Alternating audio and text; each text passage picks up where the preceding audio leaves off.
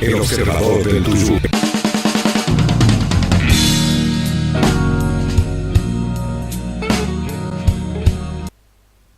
Doctor, en función de lo que usted estuvo mencionando, podríamos determinar más o menos unos 3 o 4 ejes de acción fundamental. El primero es dar a difusión de la existencia del problema y preparar los mecanismos de detección precoz. En segundo lugar, vendría... No hay detección precoz. Detección. Porque el hecho ya está consumado. Exacto. Muy bien, es correcto. Claro. Es correcto. Ahora, no dice la detección precoz. ¿Detección precoz de qué?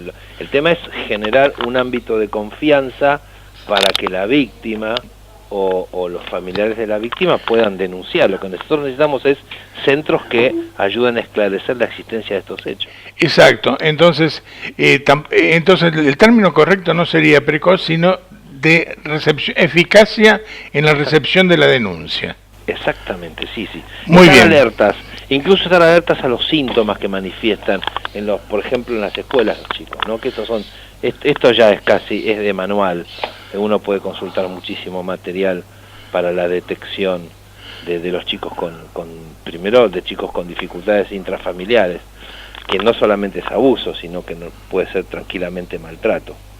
Perfecto. Y luego cuando uno empieza a rajar un poquito más, sobre todo, hay ciertos perfiles que uno tiene que estar alerta cuando se manifiestan algunos síntomas. Entre los 6 y los 9 o 10 años, los problemas de atención, enuresis, retraimiento, ausencias injustificadas, todo eso tiene que indicar que existe un problema intrafamiliar.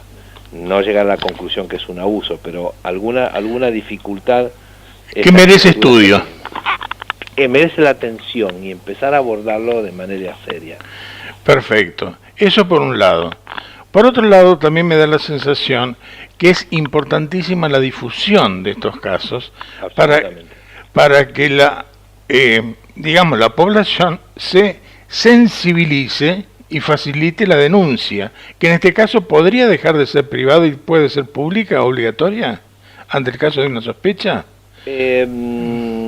Sí, porque si hablamos desde el punto de vista judicial, todo delito de abuso sexual es privado. Va a depender, no, es de instancia privada, que no es lo mismo. Sí, privado, correcto. De instancia privada significa que únicamente la persona damnificada o el representante legal, si se trata de una persona incapaz, puede formular la denuncia.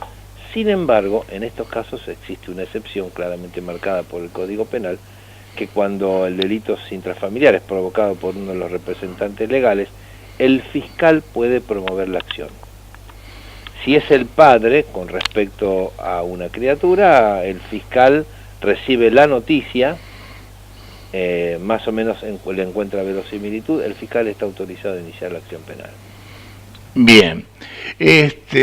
Después de tener más o menos aceitados los mecanismos de diagnóstico o de sospecha, de alarma, digamos, y tener más o menos un sistema de comunicación con la población, tenemos que tratar el enfoque. El enfoque es, desde el punto de vista social, estudiar el núcleo familiar, ver la constitución del núcleo familiar, detectar los factores de riesgo y quizás socialmente empezar a trabajar en eso, tanto en las condiciones socioeconómicas como también en las condiciones culturales.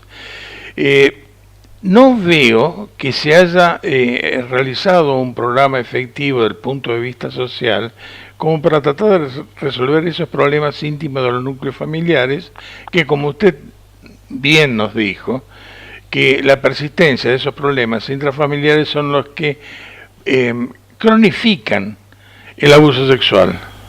Sí, claro, lo propician, porque justamente el abuso sexual, como cualquier delito sexual, ocurre en la mayor de las intimidades y siempre sobre la víctima menor hay una presión o una amenaza que incluso no pasa por la propia víctima amenazada, sino que lo que ocurre es que el abusador amenaza con los familiares más allegados a la víctima. Bueno, si denuncias voy a matar a tu mamá, a tus hermanitos. O sea, esto se repite casi como un libreto, ¿no? Sí, como si fuera un protocolo de acción del delincuente. Sí, protocolo. No, porque el de protocolo habla de reunir a varias personas y acá se trata del argumento de uno solo, por eso digo, parece un libreto, sí, un monólogo. Em, ahora me perdí en mi propia cavilación. Claro, al ser un delito tan íntimo, es muy difícil primero poder penetrar el relato de la víctima y a partir de ahí empezar a dimensionar el daño que ha provocado la frecuencia, porque tenemos que actuar en esta primera noticia sobre dos ejes. Primero, que estamos ante un delito de los más graves que hay. En consecuencia, si somos profesionales no de la justicia, pongamos del medio hospitalario, del medio educativo, tenemos que tener alguna información más o menos certera para acercarle al fiscal. Pero también tenemos que comenzar a dimensionar el daño, no solo físico, sino sobre todo psicológico, para también prestarle auxilio. Y acá viene la parte más delicada, porque cuando nosotros trabajamos estos dos caminos, que no deben cruzarse porque tienen dos dimensiones diferentes, corremos el riesgo de hacerle transitar a la víctima estos dos caminos íntegros. ¿Qué significa? Que la víctima tenga que relatar lo que le pasó en varias instancias con distintos propósitos. La semana pasada traté un caso de abuso sexual intrafamiliar y la víctima, con 15 años, si bien venía sufriendo abuso desde los 13, tuvo que relatarle a la médica que le hizo el protocolo físico de abuso sexual, a la psiquiatra del hospital local que la atendió, al asistente social que fue a la casa, a la psiquiatra que la asistió judicialmente para determinar si estaba en condiciones de prestar declaración testimonial en cámara Gesell, y por último y quinta vez tuvo que declarar en cámara Gesell. Una revictimización permanente. Absoluta, se llama victimización secundaria, absoluta. Y uno puede decir, ¿era necesario? ¿Es tantos relatos? Tal vez sí. ¿Podría haberse evitado? Seguro. Sí. Seguro que se podía haber evitado. Seguro. Doctor, hay otro tema más que usted trajo, mencionó, pero me gustaría hacer hincapié. El núcleo familiar, sí, cuando tiene un abusador en su seno, ¿no está totalmente destruido desde el punto de vista moral? ¿El Estado tiene la obligación de sostener a ese núcleo familiar o tiene alguna herramienta como para disolverlo de una u otra forma? Lo que pasa es que estaríamos hablando hay un campo que podría llamarse el campo de la complicidad activa. Sí. La madre sabe efectivamente que el victimario abusa del hijo o de la hija, ¿no? Porque la víctima, si bien suele ser corrientemente una nena, o sea, género femenino, el abuso de varones no es nada extraño ni mucho menos. Entonces puede haber una complicidad activa por parte de la madre, por una cuestión de perversión, por una cuestión de permisión, por una cuestión de celos. Yo estoy hablando de la experiencia, ¿no? Obviamente, queremos eso. Porque yo vengo de los juzgados de menores, de los tribunales de menores. De hecho, fui juez de menores hasta que cambió la ley en el 2008. Y son los casos menores, ¿no? He tenido casos abiertos de corrupción, donde la madre permitía que el compañero abusara de la hija, filmara, sacara fotos, bueno, una cosa espantosa, que son los menores casos.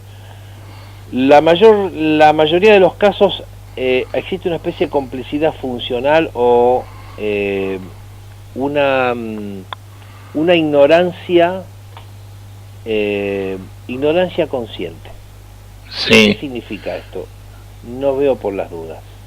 Exacto. Hay toda una teoría de la ignorancia consciente en el derecho penal que no tiene que ver con esto, pero lo utilizo como una figura retórica.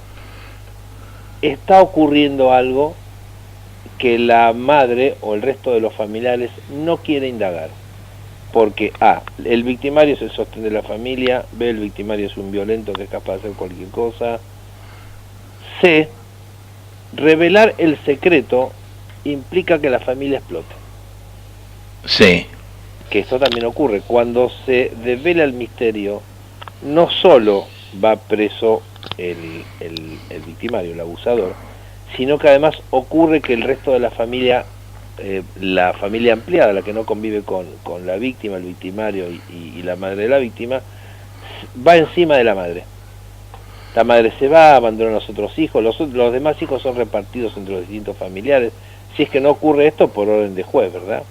Correcto. Por eso en estos casos es como si se hubiese instalado una bomba.